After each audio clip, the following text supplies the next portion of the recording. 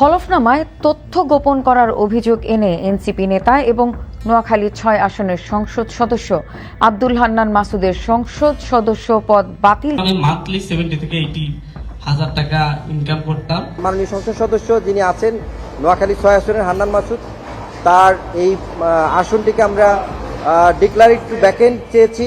Abdul Hannan Masud ৫ August পরবর্তীতে এক এমপিকে বিমানবন্দর পর্যন্ত পৌঁছে দেওয়ার জন্য ৪ কোটি টাকার একটা লেনদেনের বিষয়ে আপনাদের মধ্যে কন্ট্রোভার্সি কাজ করছে। এবার চরমভাবে ফেঁসে গেলেন হান্নান মাসুদ।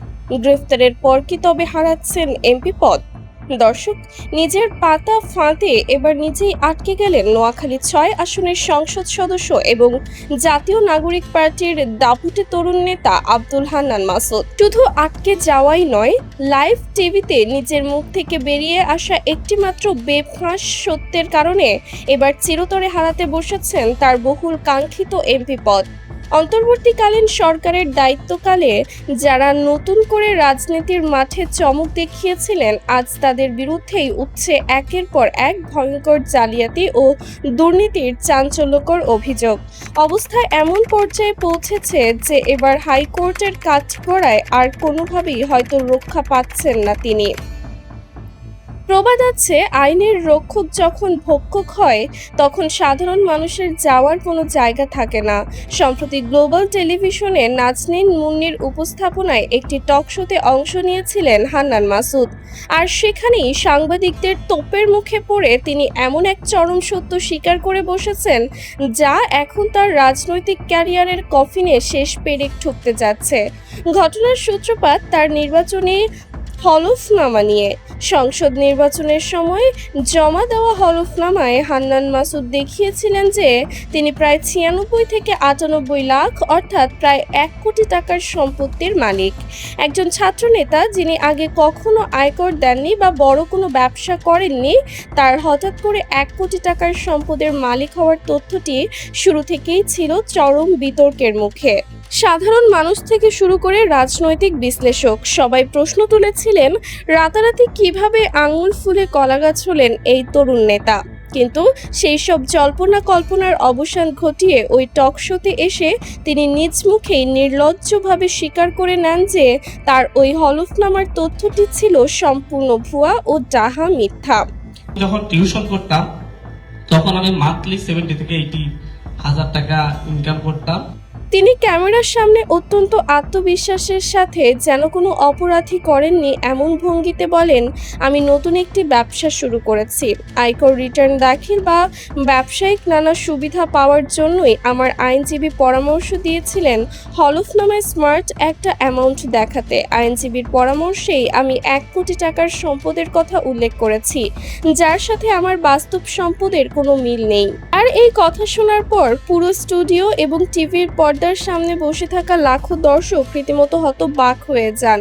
একজন নির্বাচিত জনপ্রতিনিধি কিভাবে বুক ফুলিয়ে নিজের জালিয়াতির কথা জাতীয় টেলিভিশনে স্বীকার করতে পারেন?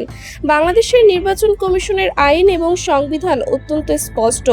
গণপ্রতিনিধিত্ব আদেশ বা আরপিও অনুযায়ী ভোটের আগে বা পরে কোনো প্রার্থীর হলফনামায় যদি কোনো মিথ্যা তথ্য প্রমাণিত হয় তবে সরাসরি তার সংসদ সদস্য পদ বাতিল হয়ে যাওয়ার কথা।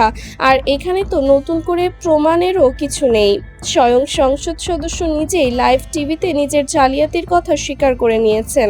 এই স্বীকারোক্তির পরই তাকে নিয়ে শুরু হয়েছে তুমুল আইনি পদক্ষেপ। দেশের সচেতন আইনজীবীরা এরই মধ্যে হান্নান মাসুদের এমপি পদ বাতিলের দাবিতে হাইকোর্টে রিট দায়ের করেছেন। তারা বলছেন, একজন আইন প্রণেতা যদি নির্বাচন কমিশনে মিথ্যা তথ্য দিয়ে এমপি হন তবে তার পদে থাকার কোনো আইনি, সাংবিধানিক বা নৈতিক অধিকার নেই। এই ঘটনা নিয়ে রাজনৈতিক অঙ্গনেও শুরু হয়েছে তুমুল ঝড়। সাবেক গণ অধিকার পরিষদের সাধারণ সম্পাদক এবং বর্তমান বিএনপি নেতা রাশেদ খান তার ফেসবুক পোস্টে হান্নান মাসুদের এই জালিয়াতি নিয়ে কড়া সমালোচনা করেছেন।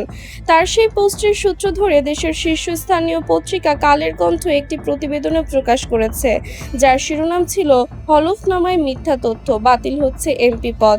তবে দর্শক, বিপদ শুধু হান্নান মাসুদের একার নয়। ছাত্রদের নতুন রাজনৈতিক দল জাতীয় নাগরিক পার্টির এনসিপি উন্নত নেতাদের অতীত অপকর্ম এখন একে একে সামনে আসতে শুরু করেছে। অন্তর্বর্তীকালীন সরকারের সাবেক উপদেষ্টা আসিফ মাহমুদ সজীব ভুঁইয়ার বিমানবন্দরে অস্ত্রের ম্যাগাজিন সহ ধরা পড়ার বিষয়টি রাজনৈতিক বিশ্লেষকরা আবারও নতুন করে সামনে নিয়ে এসেছেন। তারা জোরালো প্রশ্ন তুলেছেন, যেখানে বাংলাদেশের আইনে একটি বৈধ বন্দুকের লাইসেন্স পেতে হলে নিয়মিত করদাতা হতে হয়, সম্পদের পাহাড় দেখাতে হয়, সেখানে কোনোদিন কর না দেওয়া একজন সাধারণ ছাত্র কিভাবে এত সহজে অস্ত্রের লাইসেন্স পেলেন? সেই অস্ত্র এখন কোথায়? এই প্রশ্ন এখন পুরো দেশের বিবেকবান মানুষের। একদিকে দলের শীর্ষ নেতাদের একের পর এক মারাত্মক আইন লঙ্ঘনের খবর, অন্যদিকে জামায়াতে ইসলামের মতো বিতর্কিত দলের সাথে এনসিপির নতুন রাজনৈতিক জোট। সব মিলিয়ে জাতীয় নাগরিক পার্টি এখন ইতিহাসের সবচেয়ে বড় সংকটের মুখে। বিশ্লেষকরা বলছেন, জামায়াতের যে কোনো অপকর্মের দায়ভার এখন এনসিপিকেও ঘাড়ে নিতে হবে। জুলাইয়ের রক্তক্ষয়ী আন্দোলনে ছাত্র জনতা যে স্বপ্ন নিয়ে এই তরুণদের সমর্থন করেছিল, ক্ষমতার স্বাদ পেয়ে তারা সেই স্বপ্নকে ধুলোয় মিশিয়ে দিচ্ছেন।